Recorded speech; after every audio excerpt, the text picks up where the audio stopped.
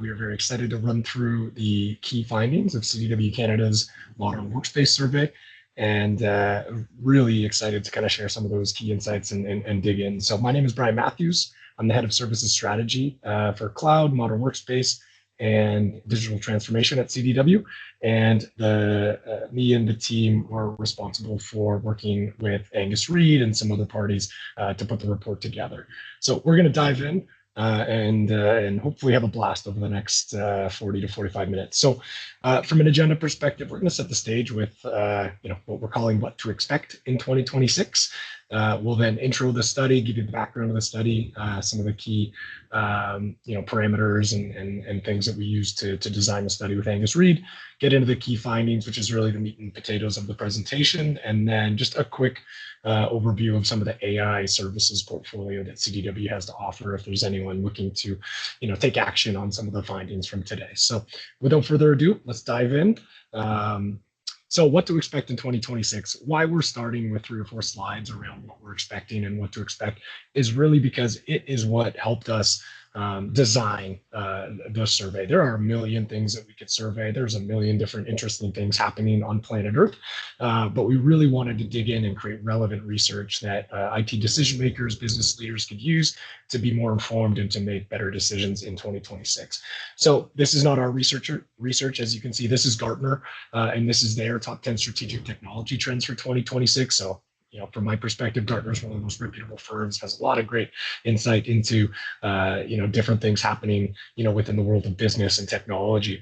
What I see here when I look at, the top 10, it's just loaded with different aspects of AI. And I think if we break it down, it's all about, building the right AI infrastructure and the right AI foundation, right? Obviously, it's about having integrated tools and integrated platforms that work with each other and work for each other. And then lastly, all of this has to be rooted in deep security foundations. The benefits and the advantages that different AI tools will provide myself, my organization, you and your organization and the broader business community also represent some really scary and dangerous tools for the bad guys out there. So want to make sure that we're building everything rooted in security. If we zoom in here again, this is another Gartner piece of research around the top 3 technologies with planned investment increases.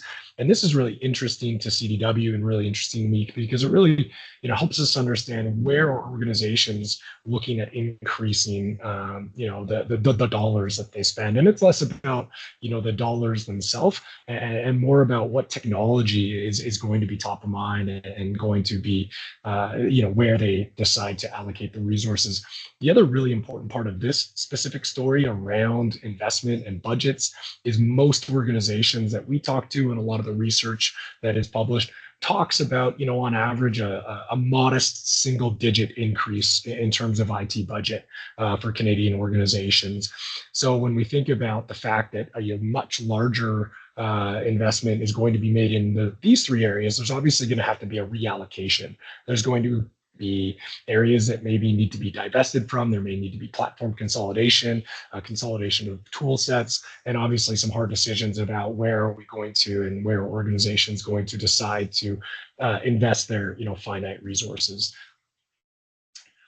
Lastly, just to kind of frame this, what we're expecting and what to expect in 2026, we are about to go through what we believe and what many organizations believe, and again, this is a stat from Gartner, is going to be the world's largest and fastest developing skills shortage. So skills shortages are nothing new, right? We've been through cloud skills shortages, we've been through security skills shortages.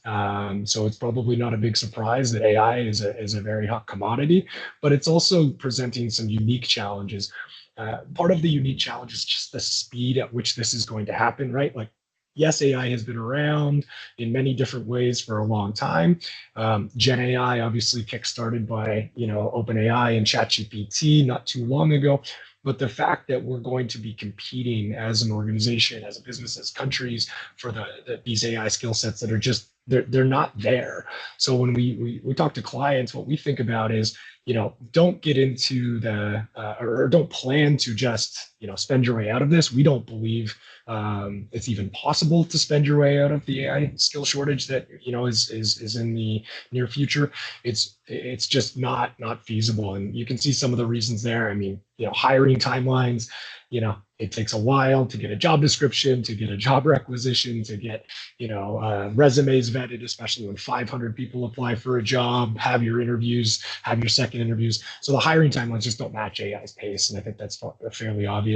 Talent pool's too small and too specialized.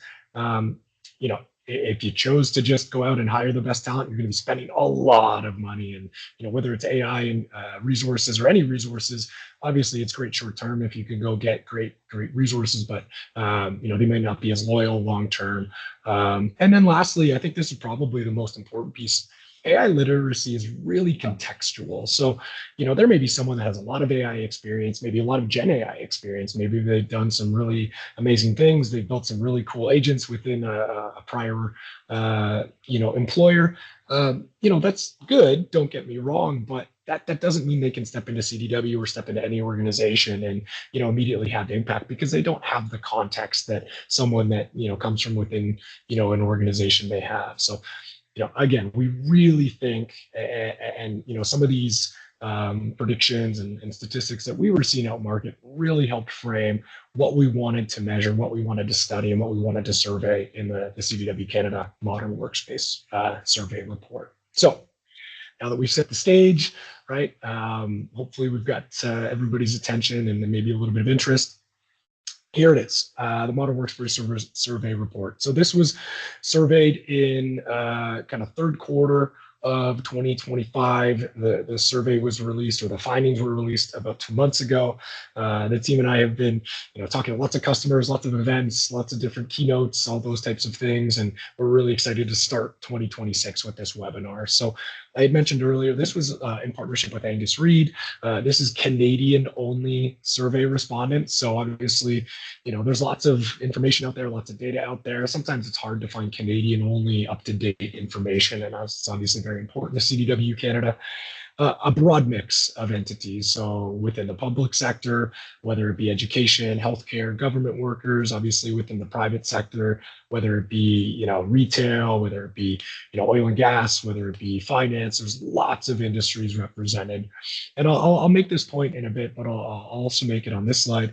We've got a lot of different data points that are not going to be represented in today's report. If there is, something that you would love to ask or love to see, hey, Brian, I'm an IT leader in the retail space. Were there any key findings specific to the retail sector? Reach out. I'm happy to dig into it. Happy to set up some time and walk through that specifically. Today, we're going to talk more broadly. There are a couple of public sector ones that I'll showcase as well. But, without further ado, get into kind of the key findings. So first and foremost, there is a big knowledge gap. We talked about the AI skills shortage already, and the pending severity of that skill shortage. But what we're really seeing is a lot of organizations have done the work to make sure that they've got the right data governance in place, the right infrastructure in place, right security in place. They've, potentially run a pilot. Maybe they've had a successful pilot. They've expanded that to a larger population of their coworkers. So a lot of organizations have provided the tool. We are seeing a lot of adoption. The real, challenging part for me as someone that every day I use AI, I find more reasons to use it for the next day. Only 44% of people that have been given work-approved AI tools report using them. So right out of the gate, if I round up to 50, half of the ROI is just flushed down the drain, right? So what does this mean? It means that, there are certain individuals like myself and maybe some people on this call that, have been playing with these tools, have been experimenting with these tools in their personal life, their professional life. They're ready to go. They're excited about this new technology. They know it's not perfect. They know it makes mistakes, but they believe in it. They think it's going to get better. It's not to, discount any of the larger concerns around Gen AI, but, they're ready to go. They're ready to kind of build their skill sets.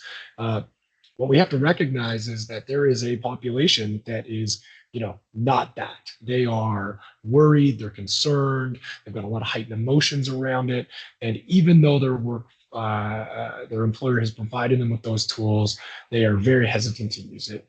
I think when we think about this around traditional adoption curves, right, and if I kind of plot this out, early adoption of Gen AI in the workplace was really 2024. I think by the end of 2025, we were well into mainstream adoption, if not late mainstream adoption. I think as we think about 26, it's really about that laggard adoption. It's about those individuals that may need more attention and more guidance and more support in moving and adopting the tool. So next key finding here, there are things that organizations can do. There are different tools that you as an IT and business leader can leverage that is going to help increase the comfort level of your employees leveraging AI tools. So as we think about this, and as you think about your own AI strategy and your own AI program, right, I would very, very strongly recommend to think about these things. So first and foremost, if you want to go from having 53% of people using AI at work being comfortable with it up to 78% have an AI policy, right? And it doesn't need to be a 6 month or 12 month or 18-month project. It doesn't need you to go out and spend a boatload of money with a third-party organization to help you come up with that. There are lots of tools, there's lots of frameworks, there's lots of information out there that could help you build that AI policy. But it is very important to both have an AI policy and then also communicate. One of the findings that isn't really represented here is there's lots of organizations, lots of employees that don't even know that an AI policy exists, even though it does. So right, that speaks to some of the ways that you communicate some of the coworker services or human resources information out to your coworkers. Two other key ways to dramatically and significantly increase the comfort level of using Gen AI at work are around having approved AI tools, right? And we'll talk a little bit about unapproved AI tools and their usage and adoption. And the other one is around having training and support. So we'll dig into training and support more. But again, I think the way that I think about training and support is this is, in most people's opinion, a very transformational technology and transformational moment, right? I personally believe it's the most transformational technology of my career, and I've been at CDW for 18 years. There's been lots of other things, but I think this one probably tops the list. So if we recognize that, or if we accept that it is, truly one of those big moments, we really need to think about training. This isn't just, hey, go use this platform instead of that platform. Hey, we used to use this CRM. Now we're going to move over to this CRM. Let's do some training. These tools and Gen AI technology, it's not just changing what we're going to do. It's changing how we're going to work and the ways that we're going to communicate, the ways that we're going to work with both digital and human employees. So there's a lot here that I think is very, very important to have that formal training program. All right, this is part of my favorite piece. I took biology in university. I took a course on animal behavior. I thought it was fascinating. I haven't used it for 20 years because I got into tech. But this is kind of into that human behavior, the emotions around AI. And, you'll see some green things on the left. You'll see some red things on the right. You may ask, why are some of the pluses green? Why are some of the pluses red? Long story short, if it's a positive emotion that's increasing, it's going to be green, right? We want those positive emotions to increase. If it's a negative emotion and it's decreasing, again, that's a good thing. So when we look at the left versus the right, on the left-hand side, we're looking at the emotions of employees that have approved work AI. So interesting, when we compare it to the group on the right that don't have approved AI at work, curiosity and worry are the top two emotions in both categories. Now they are, curiosity is higher and worry is lower when you provide the AI tools. But underneath those top two, that's really when things get interesting and we see kind of a divergence in emotions, right? So again, I want to be a happy, excited, and confident coworker. I also want to have less disappointment. So clearly that leads me into that bucket on the left. On the right-hand side, obviously a lot more negative emotions for those employees that don't have work-approved AI. So disappointment, frustration, confusion, and less excitement.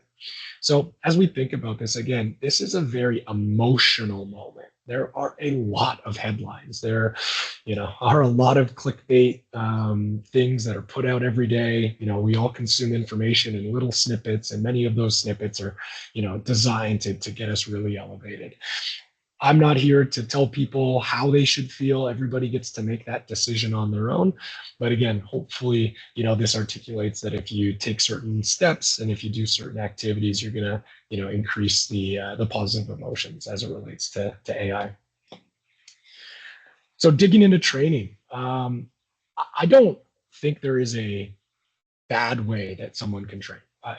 If someone likes going on YouTube and watching 12-minute videos from an AI influencer, great. They like going on to, Instagram or TikTok, sure. However people learn, that's up to them. That's for them to decide. So I'm not saying that it's bad that people are using trial and error. That resonated with me, even though I didn't, get to fill out the survey because it wasn't designed for me. When I first started to learn about agents and Copilot Studio, I was waiting for someone to come train me and to show me the light and to say, hey Brian, do you have any ideas around an agent? Here's how you do it. Here's the tool. Here's how it works. Here's how you plug in your knowledge source. Unfortunately, nobody came. Right. So I got frustrated and I said, okay, I'm just going to figure this out. So I took a LinkedIn learning course, started playing with the tool, built my own agent, had some fun with it, shared it with some friends at work. They, were inspired to build some of their own agents. They came back to me, showed me what they built. So again, trial and error, nothing wrong with that, right? Social media, nothing wrong with that. Family and friends, I've got two sisters who are lawyers. Every time I see them, which I just did over the holidays, I ask about AI in the legal world because obviously there's lots of information and lots of headlines around that, video tutorials.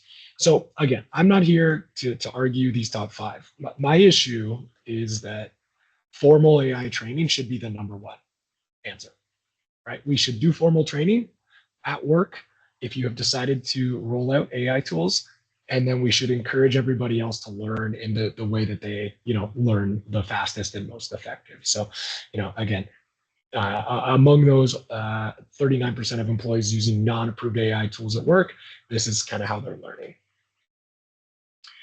All right, so I talked about the adoption curve. I talked about, I think we're kind of transitioning into laggard adoption at this point.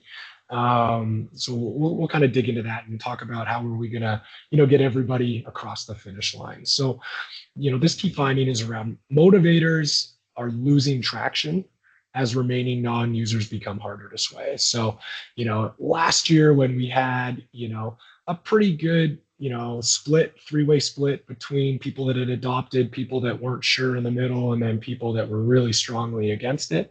I think what we've seen is most of those people have now picked a side, right? So we don't really have people who are unsure. We have people who have, decided that this is a tool that I can use and benefit from, and I'm going to use it to, increase my job security by becoming very AI fluent. But we've also had people leave that middle group and say, you know what? Not interested. And I think this is actually the most shocking stat that came out of the report. And it's really around this idea that we have a growing resistance. So, 32% of users now say that nothing would encourage them to use AI at work.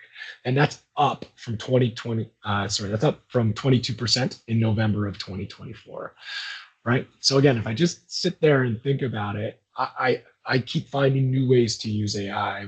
CDW, just in full transparency, we've got many different AI tools. We've got an AI chatbot named Harold. He's a Sasquatch, and Harold has automated, I think, 33% of our service desk tickets globally. And our global organization is 16,000 people. So a very significant amount of our service desk tickets are solved and fully automated through Harold. We have deployed 10,000 Copilot licenses globally. Obviously, that comes along with Copilot Studio. I have been really impressed by the agents in the agent store from Microsoft. So if you haven't checked out things like researcher or analyst, and you potentially, if you have a Copilot for M365 license, those agents are there for you. So you can just go in and start playing around with them. But I use researcher religiously in my role to try and get up to speed and try and learn as much as I can to prepare for meetings and customer engagements and other activities that CDW is doing. So anyway, as we think about this, we have to recognize that there are a lot of people that are just not ready. They're not excited. And those motivators that got people towards adoption previously, they're losing traction. So anyway, next key finding here. Um, I'm not necessarily sure what to make of this one. Um, again, I go back to the premise that this is a very transformational moment. We have an AI skills shortage, right? It's only going to get worse. Yet at the same time, only 23% of IT decision makers are that are working with approved AI tools are engaging with third-party consultants. So this is not a plug to reach out to CDW. I mean, I think we have a great team and I think we've got great capabilities. But I think this really is a message that I would strongly encourage anyone that is planning to do this alone or to go it alone or just to, you know, trial and error their way through their Gen AI program to reach out to a trusted advisor, whoever that may be, whatever organization you reach out to for things like this.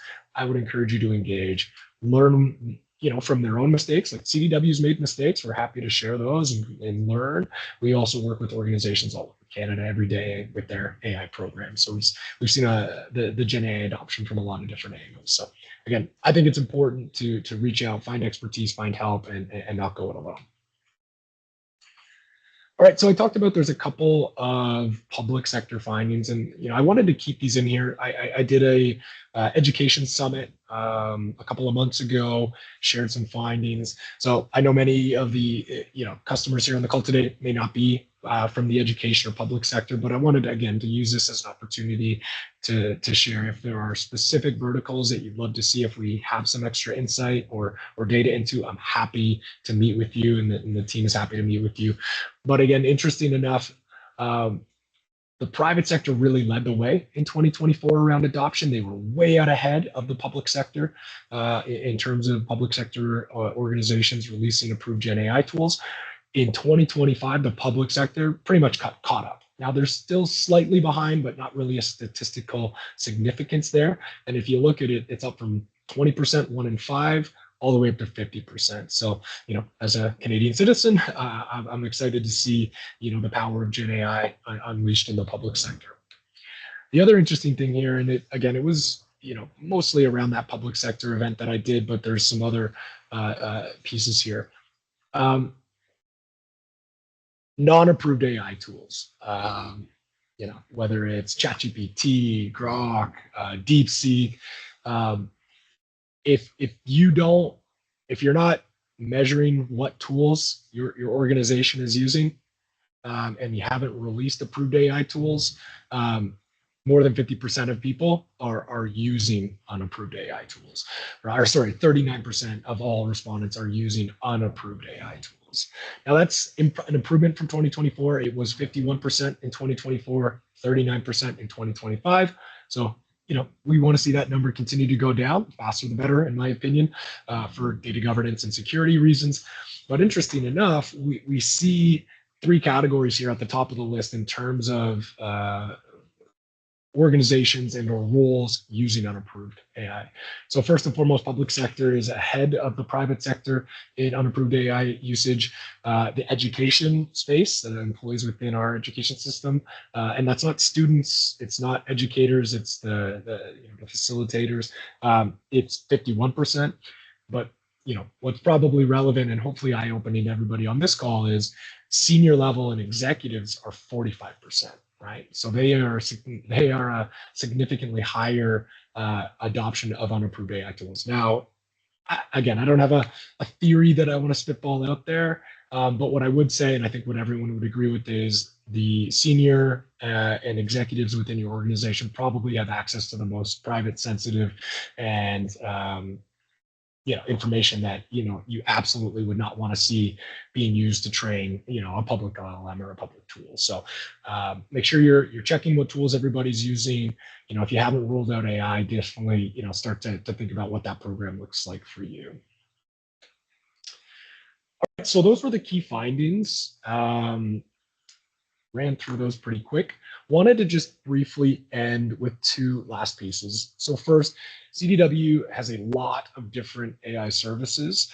Some of those AI services are related to infrastructure, they're related to use cases, they're related to different pilot programs, and others are more specific with specific tools. So want to just quickly highlight a couple of things here. So first, this is the Mastering Operational AI Transformation engagement that we have. It's really around AI strategy, right? How are we going to, or how are you going to look at your organization, existing tool sets, existing assets, where your executive team is, and how are you going to come up with a strategy to really start to, roll out AI, Gen AI within your organization. So that one is very popular and one that we do quite a bit of. These are the more fun engagements. We had a great promptathon recently, which kind of fits into this, but we also have a lot of custom hackathons that we do with organizations where we bring in a different subset of their coworker population, right? We put them into groups, right? We have cross collaboration. They build MVP applications, and the great part about this is it's a really good way for organizations and for business leaders, IT leaders to understand the challenges at the front lines, right? The use case, the best use cases come from the front, right? A great use case is in the eye of a beholder, for lack of a better term. So when we think about that, we did one recently, and it was a pretty basic use case. It was, we want to build an agent that will help us vet resumes, and I want it to be able to listen to the 4 or 5 things that are really important about that role beyond the job description. And I want to take the hundreds of resumes that I get, I want it to give me the top 10. Yeah, that's a great idea. I think that's instantaneously valuable, or obviously valuable. But me myself, not being in HR, I wouldn't have come up with that next, right? It might have taken me, 100 different use cases to get to that one. So anyway, this is a great way to bubble up those use cases from the front. The other part here, this is more specific to Copilot, Copilot Studio, and a lot of the Microsoft solutions that are out there. Again, I mentioned that CDW is a big adopter of Copilot from 365 and Copilot Studio. This is really how we think about how are we working with organizations that are committed to the Microsoft platform and that want to roll out Gen AI, and maybe they don't know where to start, or maybe they tried and failed. So what we've done here is we've built kind of a holistic journey of adoption services that can, on the left-hand side, answer the question, is my environment ready? Like, is it even secure for us to roll out Gen AI? We also have things like technical readiness assessments, which is a low cost, very speedy, very rapid service that will just vet, your environment and the technical readiness of that.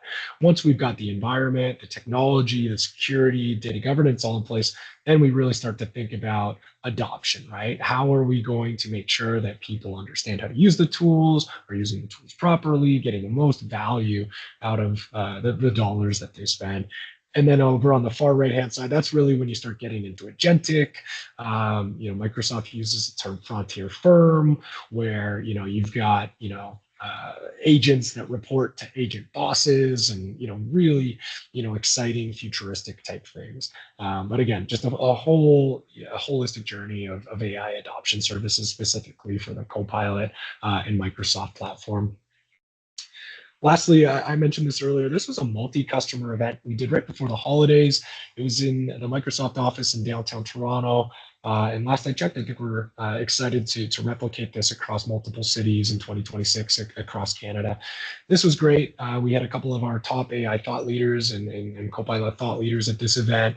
And it was just an afternoon event. I think it was 3 hours, plus we got the opportunity to go to a Raptors game, but you get an art of the prompt masterclass, so just a really quick hitting discussion and training around the art of the prompt. Then we go into small groups. You've got an expert coach. We come up with the use case, the idea. We bring that idea to life, and then there's a presentation that all the groups do at the end, and some prizes, and obviously some glory that's awarded to the top use case of the event. So again, another fun, engaging way to kind of bring the technology to life in a way that isn't just watching a PowerPoint presentation.